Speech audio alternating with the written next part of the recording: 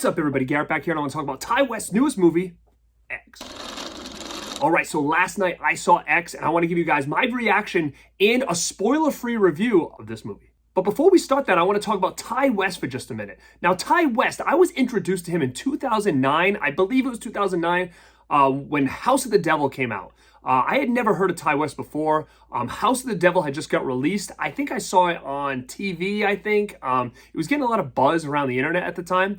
And when I checked that movie out, I was floored. I mean, it took me back to, oh my God, this is a movie that was made now, but this looks like it was made in the 70s. I mean, this movie just had it all. And I became obsessed with this movie and Ti West as a filmmaker. Now, when House of the Devil first got released to physical media, I was all over it. I got the DVD.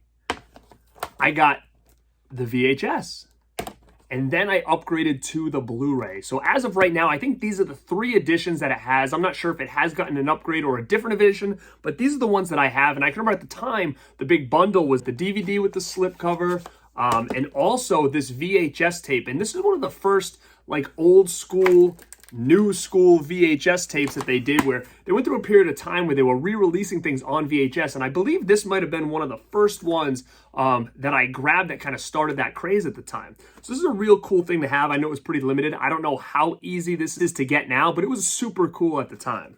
Now, man, everything about House of the Devil was just right up my alley. It was different. It looked like it could have been a favorite of mine from the 70s or early 80s. I mean, I just couldn't believe how aesthetically it looked. Now, a follow-up to that was his next movie, The Innkeepers, which, again, I can remember when this came out, I ordered it right, I think, on demand or something like that the first night, and I made like a big night of it, and, you know, I liked it as well, but I didn't like it as much as I liked House of the Devil, but I did like The Innkeepers a lot. So, again, I have this one on Blu-ray as well. And now the third movie from Ti West is something that not many people talk about, and I absolutely love it as well. It's also brought to you by Eli Roth, and that is The Sacrament. Now, The Sacrament was such a cool movie. It was kind of like a found footage movie, and it resembles The Controversy with Jim Jones. So if you guys know about that, that's kind of what this is, but it's really well done. It's super creepy, and I recommend you guys checking out The Sacrament from Ti West. You know, I was such a big fan of Ti West at that time, and I was grabbing everything he put out. I was checking out everything he put out. I even grabbed this old DVD of his first film, The Roost, which actually was pretty good as well. Now, I was all about him and his style of filmmaking.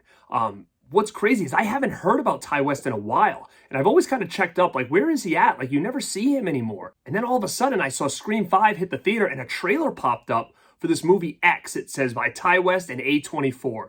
Now, again, A24, that is another company that I just really like what they do with horror. I'm really big into like this slow burn horror with these huge payoffs, and I feel like A24 does that really well, adds a lot of style to their movies. So like Ari Aster and Ti West right now for me are like my favorites when it comes to modern horror. Man, I just love the tone. I love the way they do things. So I knew I had to see this movie X after I saw that trailer. I was super hyped for it, and that was the only thing I watched. I didn't watch any other trailers. I'm not sure if the other trailers came out. I didn't want to watch reviews or anything about this movie except for what I saw in that first trailer that was in the front of Scream 5. So now seeing the movie, I want to say I loved it.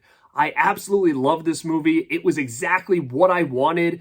It was different. I mean, it takes the slasher genre and just brings it up into a whole new level. I mean, this had a great story. Again, Ti West just knows how to film. There's some shots in this that I was just in awe over. These wide panning, slow shots that you see from like up above. And I'm saying to myself, wow, like that is awesome. That's how you build tension. That's utilizing the location that you're at. I mean, man, so basically this is about a group of people that want to film an adult film. Not just any adult film, but they want to make it the first like high-end adult film. So making it a little bit more upscale, more like a movie. And this takes place, I believe, in 1979. And you can tell because it's filmed like it was made in the 70s. People always say, you know, Texas Chainsaw Massacre, it's hard to kind of get that feel. This had the feel of all of those type of movies. And they show up at this farmhouse because they want to go into the woods, into this old abandoned farmhouse, and kind of film this thing here. So what happens is they rent this out from an old couple, and the old couple has no idea what they're going to be doing in this house that they're renting. And man, this thing nails it on all ends. I mean, the acting was great. You had Jenna Ortega, who was also in Scream 5. You had Mia Goth. You had Brittany Snow, Martin Henderson. I believe Kid Cudi was the guy that was in it as well. I don't know much of his music, but the cast was awesome. I mean, they hit it out of the park. The acting was great. The atmosphere was great. The music was great. Man, this is just the type of horror that I love. Man, it's very slow burn. So if you do not like this kind of stuff, if you don't like movies like Hereditary or Midsommar or anything like that, this might not be up your alley.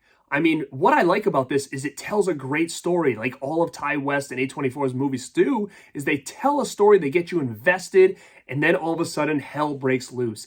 And that's exactly what happens here. I mean, man, this was a hard R. And you don't see that stuff in theaters a lot of the time, so I'm not sure how long this is going to be in theaters for, so I want to make sure to check it out right away. This thing was scary, it was creepy, unsettling, and it takes the sex and violence of horror and turns it way up, while at the same time keeping to a nice tone and feel for this movie. So I don't want to get too much into it, but I think I want to go see it again, or at least very soon, because there's some things that you're wondering, do they answer these questions? And if they don't, make sure to stay after the credits because it may explain where these questions are going to be answered. So do not leave early, stay after the credits because I think this is only the beginning for these characters. So I don't want to give any more away, but like I said, I thought this thing was rad. And if you're into those kind of movies like I mentioned, I recommend definitely checking this thing out. And leave a message down below and let me know, did you see this? What did you think of it? Are your opinions the same as mine? Are you a big Ty West fan? Let me know. And if you haven't subscribed to this channel, make sure to hit that subscribe button. And this is Garrett at Born2beRad, and like always, stay